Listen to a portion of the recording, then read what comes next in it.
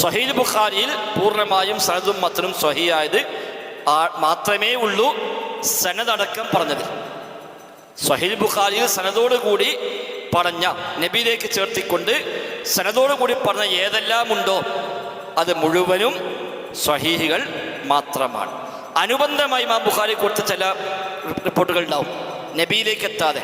ഒരു ഹദീസ് പറയുമ്പോൾ ആ ഹദീസിന് ഒരു വാക്ക് വിശദീകരിക്കാൻ വേണ്ടി ചിലപ്പോൾ പറയും, ഇതിൽ അബൂ ഹുറൈറ ഇങ്ങനെ പറഞ്ഞിരിക്കുന്നു, അല്ലെങ്കിൽ ഉമർ ഖത്താബ് ഇങ്ങനെ പറഞ്ഞിരിക്കുന്നു എന്ന് പറയും.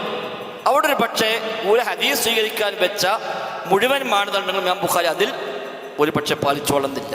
അത് ഇമാം ബുഖാരി തന്നെ പറഞ്ഞിട്ടുണ്ട്. നബി പറഞ്ഞു എന്ന് പറയുമ്പോൾ ഈ പറഞ്ഞ എല്ലാ സൂക്ഷ്മതയും പാലിച്ചുകൊണ്ടാണ് കൊടുത്തത്.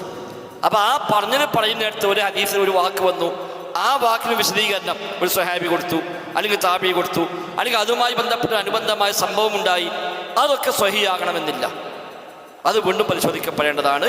എന്നാൽ അതിലും മഹാഭൂരിപക്ഷവും സ്വഹീഹുകൾ തന്നെയാണ്. അപ്പം നബിയിലേക്ക് ചേർത്തിക്കൊണ്ട് ഹദീസായി ഇമാം ബുഖാരി കൊടുത്ത എന്തെല്ലാം ഉണ്ടോ അത് മുഴുവനും പൂർണ്ണമായും സ്വഹീഹ് മാത്രമാണ്.